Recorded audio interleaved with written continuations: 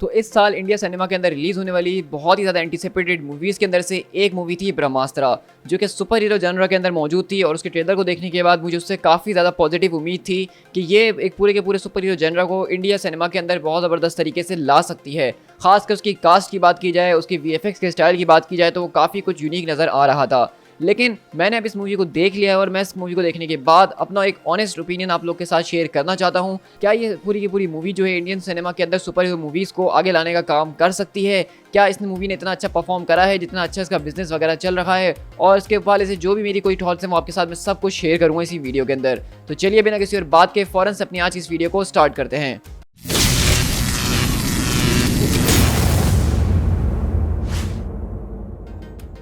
अब सबसे पहले अगर ब्रह्मास्त्र मूवी की बात की जाए तो इसके रिलीज होने से पहले इसके ऊपर काफ़ी ज़्यादा कंट्रोवर्सीज बनना शुरू हो गई थी और लोगों ने बायकॉट करना उसको शुरू कर दिया था।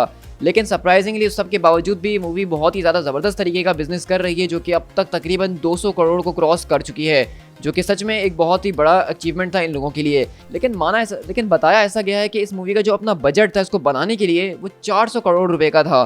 तो उस नज़र से अगर देखा जाए तो 200 करोड़ रुपए अभी तक मूवी के बजट को भी उसने कवर नहीं किया है।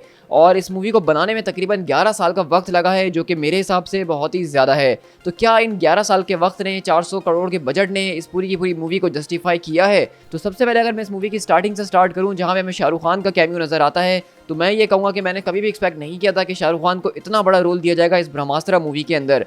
क्योंकि शाहरुख खान कभी भी जब किसी मूवी के अंदर होते हैं या तो उसके लीड होते हैं या उसकी एक बहुत ही बड़ी हाईलाइट होते हैं। लेकिन यहाँ पे इस ट्रेलर के अंदर ना टीजर के अंदर इसकी हमें झलक दिखाई गई थी कि शाहरुख खान मूवी के अंदर होने वाले हैं, तो मुझे लगा था कि एक छोटा सा कैमियो होगा 1-2 सीन का। लेकिन उनका एक अच्छा खासा सीन मौजूद था और सच कहूँ तो इस पूरी की पूरी मूवी की जो जान मुझे लगी वो शाहरुख खान ही लगी है। अब मैं ये इसलिए नहीं कह रहा हूँ क्योंकि मैं शाहरुख खान का बहुत बड़ा फ़ैन हूँ, एक बहुत बड़े एक्टर हैं, लेकिन वो जिस भी सीन के अंदर मौजूद थे उनकी प्रेजेंस पूरी की पूरी मूवी की फील को हैवी बना रही थी और इस बात को आप लोग डिनाई नहीं कर सकते हैं। इसी के बाद अगर मैं यहाँ पे बात करूँ हमारे इस पूरी की पूरी मूवी के लीड कैरेक्टर की, यानी कि हमारा जो शिवा था, जिसका रोल यहाँ पे जो है हमारे पास रणबीर कपूर प्ले कर रहे थे, तो मैं उनके हवाले से ये कहना चाहूँगा कि मैंने रणबीर कपूर की बहुत ज़्यादा अलग अलग मूवीज़ को देखा है और वो मेरे one of the favourite actors भी मानता हूँ मैं उनको। खासकर संजू देखने के बाद तो वो मेरे दिल के ऊपर जाके लग गए थे जो उन्होंने परफॉर्मेंस दी थी। लेकिन मैं ये कहूँगा कि शिवा के रोल के अंदर वो इतना ज़्यादा मुझे सूट करते हुए नज़र नहीं आए हैं। खासकर जो उनका एक्टिंग स्टाइल है, एक रोम कॉम वाला, कॉमेडी टाइप का, रोमांटिक एक्टर वाला, वो मुझे सुपर हीरो जॉनर के अंदर मिलता हुआ बिल्कुल भी अच्छा नहीं लग रहा था। इसी तरह मैं यहाँ पे यही बात करना चाहूँगा आलिया भट्ट के कैरेक्टर के लिए भी कि उनका कैरेक्टर मुझे सच में बहुत ज़्यादा एनोइंग लगा इस पूरी की पूरी मूवी के अंदर। उनकी कोई कैरेक्टर की इंपॉर्टेंस यहाँ पे नहीं थी जो कि प्लॉट के साथ जुड़ी होती। बस शिवा को उससे प्यार हो गया एक नज़र के अंदर, और एक नज़र के अंदर ऐसा प्यार हो गया कि वो एक दूसरे को जान कुर्बान करने के लिए तैयार हो गए। तो ये लॉजिक से बॉलीवुड की मूवीज़ में होती है, जो कि आज तक मुझे कभी समझ में नहीं आई। और मैं उम्मीद कर रहा था कि सुपर हीरो मूवी जो वो बना रहे हैं तो इसके अंदर से इन एलिमेंट्स को निकाल देंगे। मूवी के अंदर बिला वजह के सॉन्ग्स थे, बिला वजह के रोमांटिक एलिमेंट्स को डाला गया, वो सब मुझे इस मूवी को ड्रैग करने पे मजबूर कर रहे थे और ये इस मूवी का सबसे ज़्यादा वर्स्ट पार्ट मुझे लगा था। लेकिन इसी के बाद अगर अपने जुनून के कैरेक्टर, यानी जिसका रोल यहाँ पे मुनी राव प्ले कर रही थी, तो उन्होंने स्कारलेट विच की कॉपी करने की काफ़ी ज़्यादा कोशिश करी, हमने इस ट्रेलर को देख के भी कहा था। लेकिन मैं कहूँगा कि उनकी पावर्स थोड़ी बहुत अलग हैं। हाँ, उनका थोड़ा अपीयरेंस हमें स्कारलेट विच जैसा ज़रूर लगेगा, क्योंकि हम स्कारलेट विच को इतने टाइम से MCU के अंदर इतने बड़े बड़े रोल्स के अंदर देख रहे हैं। और मैं ये कहूँगा कि शायद उन्होंने कहीं ना कहीं थोड़ी बहुत इंस्पिरेशन तो स्कारलेट विच से ली ही होगी। लेकिन इसके अलावा यहाँ पे जो हमारे पास 2 और बड़े कैरेक्टर्स थे, जिसके अंदर हमारे पास नागार्जुन, जो कि यहाँ पे एक ज़बरदस्त तरीके का शाहरुख खान जैसे एक मेंटर का रोल प्ले कर रहे थे। इसके अलावा अमिताभ बच्चन, जो कि इन सारे के सारे अस्तरा के गुरु थे, तो उन लोगों ने बहुत ही ज़्यादा ज़बरदस्त तरीके की अपनी परफॉर्मेंस दी है। मतलब अमिताभ बच्चन के बारे में मैं क्या ही बात करूँ, वो तो आप सभी जानते हैं कि एक ज़बरदस्त तरीके के एक्टर हैं। जिस किसी भी सीन के अंदर वो मौजूद थे तो वो उस सीन को अपना बना रहे थे। और इसी तरह नागार्जुन का भी जो कैरेक्टर था, जो कि टॉलीवुड के बहुत ही ज़्यादा बेहतरीन किस्म के एक्टर हैं, उन्होंने भी जिस सीन के अंदर वो मौजूद थे अपनी पूरी फीलिंग दिलाई है कि वो इस पूरी की पूरी मूवी के अंदर एक इंपॉर्टेंट रोल प्ले कर रहे हैं। खासकर उनके डायलॉग क्योंकि इतने ज़्यादा नहीं थे, लेकिन उसके बावजूद भी उनका इम्पैक्ट इस मूवी के अंदर मुझे काफ़ी ज़्यादा ज़बरदस्त लगा।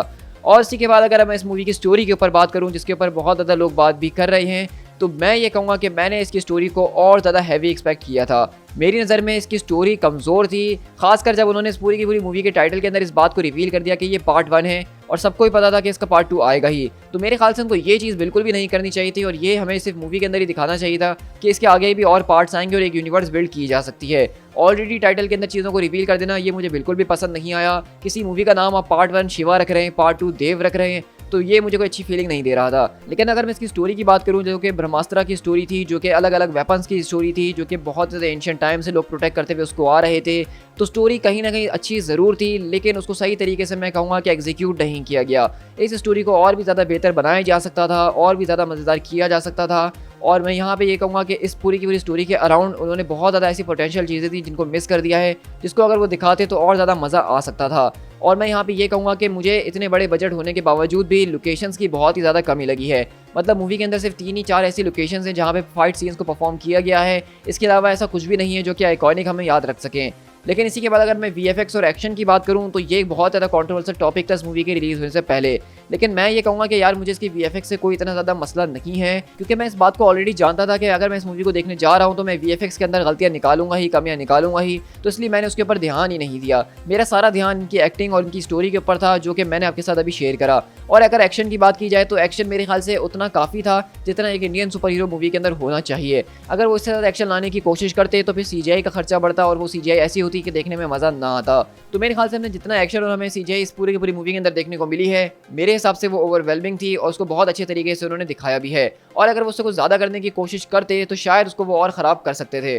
तो अगर आप मुझसे वन वर्ड में पूछेंगे कि मुझे ब्रह्मास्त्र मूवी कैसी लगी, तो मैं आपको यही कहना चाहूँगा कि मूवी बहुत अच्छी थी, लेकिन इतनी भी ज़्यादा अच्छी नहीं थी जितनी ज़्यादा उसकी तारीफ़ें की जा रही हैं। मैं ये कहूँगा कि एक सुपर हीरो जॉनरा के अंदर मूवी अगर ये रिलीज़ की गई है इंडिया के अंदर, तो उस हिसाब से ये बहुत ही ज़्यादा अच्छी मूवी है। इसको देखेंगे, आप इन्जॉय करेंगे, काफ़ी ज़्यादा ईस्टर है, ज़बरदस्त तरीके के हमें एक्टर्स नज़र आए, उनकी परफॉर्मेंस नज़र आई, तो आप इसको इन्जॉय तो ज़रूर करेंगे। लेकिन अगर आप ऑल ओवर द वर्ल्ड दूसरी सुपर हीरो मूवीज़ से इसको कंपेयर करेंगे, जो कि अब हमारा स्टैंडर्ड बन चुका है, तो उस हिसाब से ये मूवी इतनी ज़्यादा बुरी नहीं थी कि मैं इसकी बुराइयाँ करूँ और मैं इसको जो गलत कहूँ।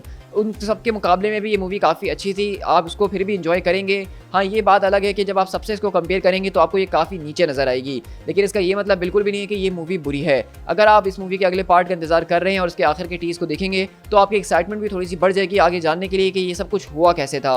और यही इसके सेकंड पार्ट की सबसे बड़ी हाईलाइट होगी कि किस तरीके से उसका सीक्वल के साथ साथ एक प्रीक्वल का काम करेगी, जो कि बताएगी कि सारे के सारे जो इवेंट्स हुए थे इसके पीछे क्या क्या चीज़ें मौजूद थी। So guys, with that being said, मैं इस वीडियो को यहीं पर रैप अप करता हूँ। आई होप कि आपको ब्रह्मास्त्र मूवी का मेरा ये रिव्यू पसंद आया होगा, और अगर आपको मेरी वीडियो पसंद आई है तो उसको लाइक ज़रूर और कमेंट करके अपना रिव्यू ज़रूर शेयर कीजिएगा मेरे साथ, ताकि मैं जान सकूँ कि आप लोगों का इस मूवी के ऊपर क्या ओपिनियन है। साथ ही साथ अगर आप इस तरह की ज़बरदस्त तरीके की वीडियोस एंजॉय करना चाहते हैं, जहाँ पे हम super hero, Marvel, Disney, Netflix, Lord of the ring, सारी के सारी fan theories, trailer breakdown, trailer reaction सब कुछ ही कवर कर रहे होते हैं, तो मेरे चैनल स्पीड टाइगर एक्सप्लेन को जरूर सब्सक्राइब कीजिएगा। साथ ही साथ मुझे फेसबुक, इंस्टाग्राम और ट्विटर पे फॉलो कर लीजिएगा, जहाँ पे मैं ज़बरदस्त तरीके के न्यूज़ एंड अपडेट्स आप लोगों के साथ शेयर कर ही रहा हूँ। So guys, this is Speed Tiger, मिलते हैं अपनी किसी और वीडियो के साथ। Till then, thank you so much.